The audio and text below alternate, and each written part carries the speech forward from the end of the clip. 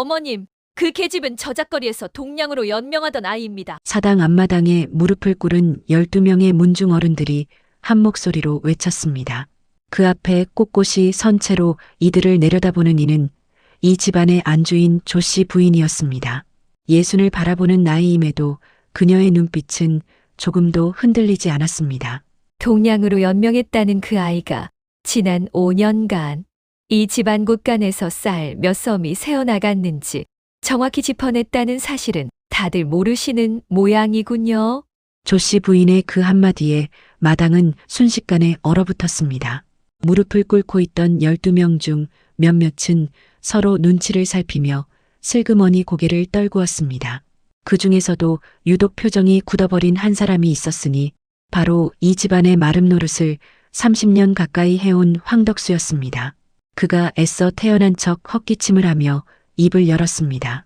부인, 그것은 그 아이가 무언가 착각을 한 것일 뿐입니다. 아녀자가 어찌 집안 살림의 셈을 함부로 논한단 말입니까? 착각인지 아닌지는 곧 밝혀지겠지요. 조씨 부인의 담담한 대꾸에 황덕수의 낯빛이 미세하게 흔들렸습니다. 아무도 눈치채지 못한 그 찰나의 동요를 오직 조씨 부인만이 놓치지 않고 지켜보고 있었습니다. 이야기는 반년 전으로 거슬러 올라갑니다. 조씨 부인이 이끄는 이 집안은 3대째 큰 곡물 상단과 넓은 전답을 함께 운영하는 유서 깊은 가문이었습니다. 겉으로 보기엔 부족함이 없어 보였지만 실상 이 집안의 곳간은 해마다 알 수 없는 이유로 조금씩 비어가고 있었습니다. 그 중심에는 마름 황덕수가 있었습니다. 그는 젊은 시절부터 이 집안에 들어와 온갖 꾸준히를 도맡아 하며 신임을 쌓아왔고 이제는 집안 살림의 거의 모든 것을 손안에 쥐고 있었습니다. 장부는 매년 빈틈없이 맞아떨어지는 듯 보였지만 실제 곳간을 살펴보면 늘 미세한 차이가 있었습니다. 조씨 부인은 오래전부터 이를 이상하게 여겼지만 30년을 함께한 그를 함부로 내칠 수도 대놓고 의심할 수도 없었습니다. 그러던 어느 겨울 조씨 부인은 절에 시주를 하러 가던 길에 저작거리 한쪽에서 낯선 광경을 목격했습니다. 다 낡은 무명옷을 입은 처녀 하나가 쌀가게 앞에서 주인과 실랑이를 벌이고 있었습니다. 어르신, 방금 계산하신 것에서 두냥 3푼이 더 나왔습니다. 다시 셈해 보시지요. 쌀가게 주인은 처음엔 코웃음을 쳤지만 처녀가 조목조목 셈을 되짚어 보이자 결국 자신의 실수를 인정하고 말았습니다. 그 처녀의 이름은 다은이었습니다. 어린 나이에 부모를 열병으로 잃고 병든 할머니와 어린 남동생 셋을 홀로 건사하며 산 지 벌써 6년째였습니다. 낮에는 저작거리에서 삭바느질과 잔심부름을 하고 밤에는 남은 헝겊을 모아 팔아 겨우 입에 풀칠을 하고 있었습니다. 조씨 부인은 그날 이후로 은밀히 사람을 시켜 다은의 사정을 알아보게 했습니다. 알아본 바에 따르면 다은은 어릴 적 아버지에게서 글과 셈을 배웠는데 그 솜씨가 예사롭지 않다는 것이었습니다. 게다가 형편이 아무리 어려워도 남의 것에 손을 대는 법이 없고 오히려 자신보다 더 어려운 이웃을 돌보는 일에 앞장선다는 이야기까지 전해 들었습니다. 조씨 부인은 몇 차례 더 저작거리에 나가 다은을 지켜보았습니다.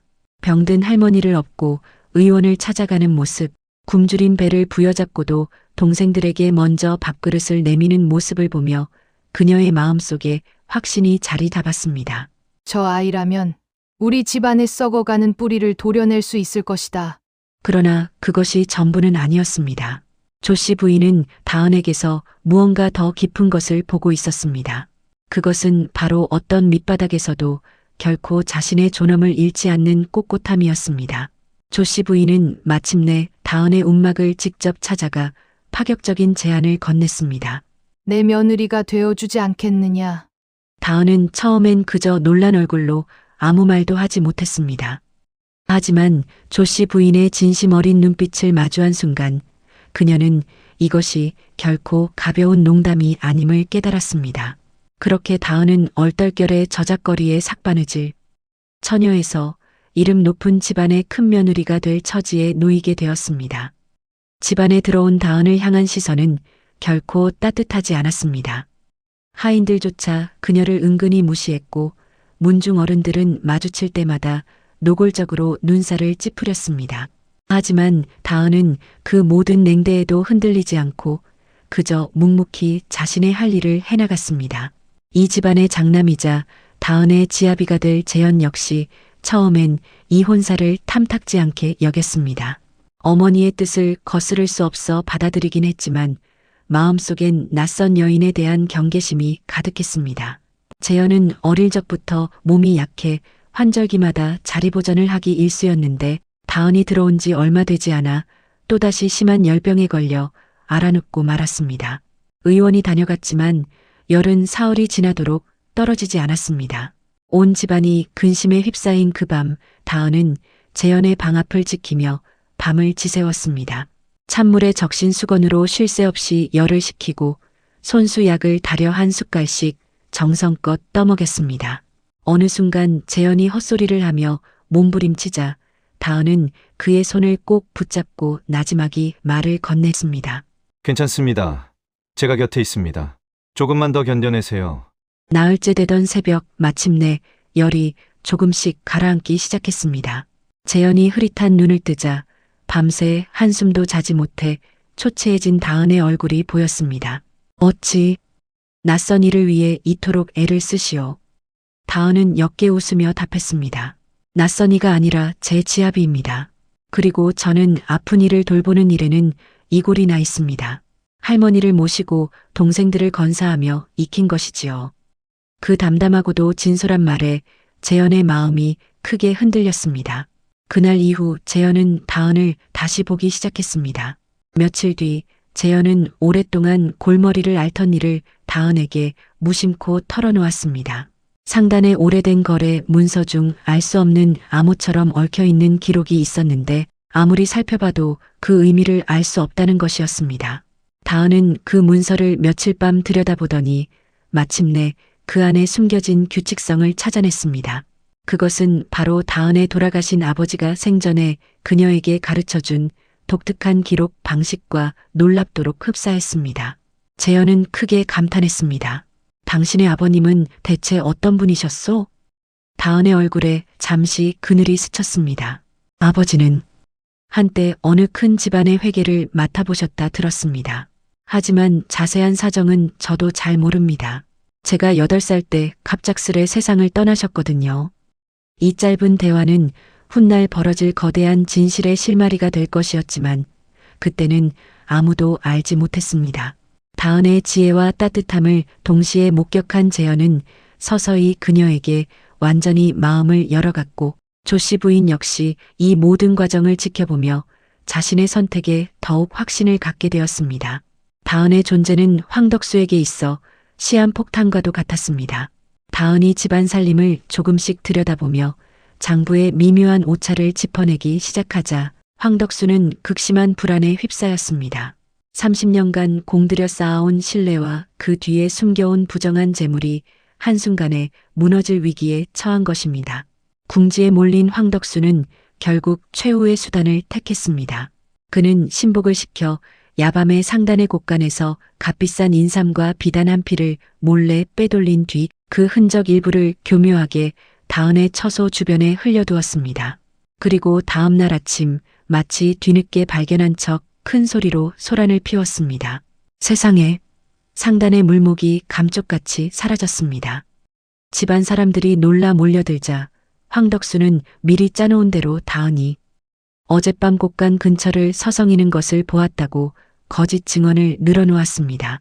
게다가 그는 다은과 가까이 지내던 몸종 을순까지 한 통 속으로 몰아세우며 마치 계획된 절도가 있었던 것처럼 상황을 꾸며냈습니다.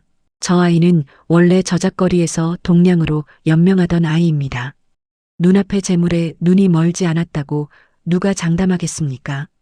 황덕수의 노련한 언변에 문중 어른들은 다시금 술렁이기 시작했습니다. 처음부터 다은을 못마땅하게 여기던 이들은 이때다 싶어 목소리를 높였습니다.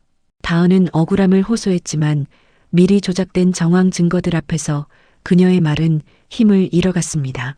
조씨 부인과 재현은 다은을 굳게 믿었지만 명백해 보이는 증거와 집안 전체의 여론 앞에서 당장은 그녀를 지켜낼 방도가 없었습니다.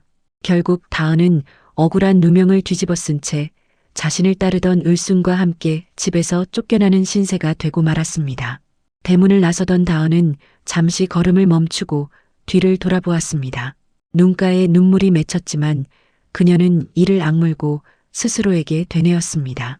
진실은 결코 영원히 묻히지 않는다. 집에서 쫓겨난 다은은 다시 저작거리로 돌아와 국수집 일을 거들며 생계를 이어가야 했습니다. 하루아침에 집안의 며느리에서 다시 저작거리의 처녀로 전락했지만 다은은 결코 무너지지 않았습니다.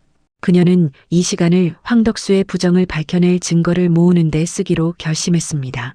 국수집에서 일하며 다은은 저작거리를 오가는 상인들의 이야기에 늘 귀를 기울였습니다. 그러던 어느 늦은 밤 국수집 뒷정리를 하던 다은은 우연히 골목 너머에서 낯익은 술의 소리를 들었습니다. 몰래 다가가 보니 다름 아닌 황덕수와 그의 신복이 상단의 인삼과 비단을 은밀히 다른 곳으로 옮겨 싣고 있는 것이었습니다. 다은은 숨죽인 채 그 광경을 지켜보며 그들이 어느 상인에게 물건을 넘기는지까지 낱낱이 눈에 새겼습니다. 이는 결정적인 실마리였습니다. 다은은 이후로도 며칠간 조심스럽게 황덕수의 행적을 뒤쫓으며 증거를 하나씩 모아나갔습니다. 한편 조씨 부인과 재현 역시 다은이 떠난 후에도 결코 진실 규명을 포기하지 않았습니다. 재현은 지난 몇 년치 장부를 다시 하나하나 대조해보기 시작했고 조씨 부인은 오랫동안 이 집안에서 일해온 늙은 하인들을 조용히 불러 예시하기를 청해 들었습니다. 그 과정에서 실로 놀라운 사실이 드러났습니다. 황덕수의 악행은 이번이 처음이 아니었습니다. 10여 년 전 이 집안에는 셈의 밝기로 유명했던 회계 담당자가 있었는데 그가 황덕수의 부정을 눈치채고 이를 바로잡으려 했다가 오히려 도둑질을 했다는 누명을 쓰고 쫓겨났다는 것이었습니다. 그 억울함 속에서 그는 얼마 지나지 않아 병을 얻어 세상을 떠났다고 했습니다. 늙은 하인이 조심스레 그 사람의 이름을 언급했을 때 조씨 부인은 심장이 내려앉는 듯한 충격을 받았습니다. 그 이름은 다은이 예전에 지나가듯 언급했던 바로 그녀의 아버지의 이름과 같았던 것입니다. 그렇다면 다은이는 처음부터 이 집안과 얽힌 악연을 지니고 있었단 말인가. 재현 역시 이 사실을 알게 되자 크게 분노했습니다. 다은이 겪었던 모든 고난의 근원에 황덕수가 있었다는 것을 깨달은 두 사람은 더 이상 지체할 수 없었습니다. 그들은 은밀히 다은을 찾아가 그동안 알아낸 모든 사실을 나누었고 다은이 목격한 증거와 그들이 밝혀낸 진실을 하나로 합쳐 황덕수를 고발하기로 결심했습니다. 마침내 관아에서 심리가 열렸습니다. 황덕수는 이번에도 뻔뻔하게 자신의 결백을 주장했습니다. 미리 매수해둔 증인들을 앞세워 거짓 증언을 늘어놓았고 교묘하게 손질한 장부를 증거랍시고 내밀며 다은을 다시금 궁지로 몰아붙이려 했습니다. 이 계집은 애초에 신분을 감추고 이 집안에 들어온 것부터가 수상합니다. 동량으로 연명하던 자가 재물에 눈이 먼 것이 어찌 이상하겠습니까? 황덕수의 뻔뻔한 언변에 관아 앞마당이 술렁였습니다. 다은은 순간 아득해지는 기분을 느꼈습니다. 하지만 바로 그때 예상치 못한 인물이 앞으로 나섰습니다. 다은과 함께 억울하게 쫓겨났던 몸종, 을순이었습니다. 을순은 떨리는 목소리로 그러나 결연하게 입을 열었습니다. 소인이 처음엔 두려워 거짓을 고했으나 더는 양심을 속일 수 없습니다. 그날 밤 물목을 빼돌린 것은 다은 아씨가 아니라 황덕수 바로 저자였습니다. 을순의 폭로에 관아 앞마당은 크게 술렁였습니다. 이어 다은이 은밀히 모아온 증거들을 하나씩 내놓기 시작했습니다. 황덕수가 물건을 빼돌리는 현장을 목격한 정황, 그리고 무엇보다 결정적으로 다은의 아버지가 생전에 홀로 기록해 두었던 진짜 회계 장부가 등장했습니다. 이 장부는 다은의 아버지가 남몰래 고안한 독자적인 기록 방식으로 작성되어 있었는데 황덕수조차 전혀 알아채지 못했던 방식이었습니다. 다은은 아버지에게서 물려받은 그 기록법을 정확히 풀어보이며 황덕수가 지난 30년간 얼마나 많은 재물을 빼돌려 왔는지를 낱낱이 증명해냈습니다. 게다가 다은의 아버지가 생전에 억울함을 호소하며 남긴 짤막한 기록까지 발견되면서 황덕수가 10여 년 전에도 똑같은 수법으로 죄 없는 사람을 몰아냈다는 사실이 만천하에 드러나고 말았습니다. 더 이상 빠져나갈 구멍이 없어진 황덕수는 결국 무릎을 꿇고 모든 것을 실토했습니다. 그의 얼굴은 하얗게 질려 있었고 온몸을 부들부들 떨고 있었습니다. 제발 목숨만은. 하지만 이미 그의 죄는 명명백백하게 드러난 뒤였습니다. 관아의 수령은 엄중한 목소리로 판결을 내렸습니다. 황덕수는 오랜 세월 주인 집의 재물을 탐하고 죄 없는 이들을 2번이나 모함하여 그 삶을 파탄에 이르게 한 죄가 참으로 무겁다. 이에 그를 멀리 유배 보내노라. 황덕수는 결국 오랏줄에 묶인 채 끌려나갔습니다. 그리고 다은에게 씌워졌던 누명은 그 자리에서 완전히 벗겨졌습니다. 관아 앞마당에 모여있던 사람들은 그제야 다은을 향해 부끄러운 낯빛을 감추지 못했습니다. 모든 누명을 벗고 당당히 집으로 돌아온 다은은 이제 누구도 함부로 얕볼 수 없는 존재가 되어 있었습니다. 그녀의 지혜와 정직함, 그리고 어떤 시련 속에서도 무너지지 않는 강인함은 온 고을에 널리 알려지게 되었습니다. 다은은 돌아온 이후에도 결코 자만하지 않았습니다. 오히려 더욱 성실하게 집안 살림을 돌보는 한편 병든 할머니를 집안으로 모셔와 극진히 봉양하고 어린 남동생 셋을 훌륭하게 교육하는 일에도 정성을 다했습니다. 한때 저작거리에서 삭바느질로 끼니를 걱정하던 동생들은 세월이 흘러 저마다 학문과 재주를 갈고 닦아 고을에서 존경받는 이들로 성장해 갔습니다. 세월이 흘러 막내 동생까지 좋은 인연을 만나 혼례를 치르게 되었을 때 다은은 비로소 오랫동안 마음 한구석에 짊어지고 있던 무거운 짐을 조금씩 내려놓을 수 있었습니다. 그녀는 이제 시어머니 조씨 부인 그리고 지아비 재영과 함께 이 집안의 명실상부한 안주인으로 자리매김하게 되었습니다. 황덕수가 사라진 자리에서 다은은 집안 살림과 상단의 운영을 투명하고 공정하게 이끌어 나갔습니다. 그녀의 지혜로운 경영 아래 상단은 오히려 예전보다 더욱 번창했고 고을 사람들에게도 후한 인심을 베풀며 존경받는 가문으로 거듭났습니다. 어느 화창한 봄날 조씨 부인은 마당의 핀 꽃을 바라보며 다은과 나란히 앉아 조용히 입을 열었습니다. 내가 처음 너를 며느리로 들이겠다 했을 때 다들 나를 노망이 낮다 여겼지. 다은이 조용히 미소 지으며 답했습니다. 어머님께서 그날 저를 알아봐 주지 않으셨다면 저는 지금도 저작거리를 떠돌고 있었을 것입니다. 조씨 부인은 다은의 손을 지그시 잡으며 말을 이었습니다. 사람의 겉모습이나 처지가 아니라 그 안에 감춰진 진정한 값어치를 알아보는 눈. 그것이 참으로 중요한 것이다. 나는 그저 내 안에 있던 것을 먼저 보았을 뿐이야. 그 말 속에는 오랜 세월 이 집안을 지켜온 조씨 부인의 깊은 통찰이 고스란히 담겨 있었습니다. 사람을 그 겉모습이나 처한 형편으로 판단하지 않고 그 안에 숨겨진 진짜 가치를 알아보는 것. 그것이야말로 이 이야기가 우리에게 전하고자 하는 가장 값진 교훈이 아닐까요? 저작거리에서 동량으로 연명하던 처녀는 결국 30년 묵은 부정을 뿌리 뽑고 한 집안을 다시 일으켜 세운 안주인이 되었습니다.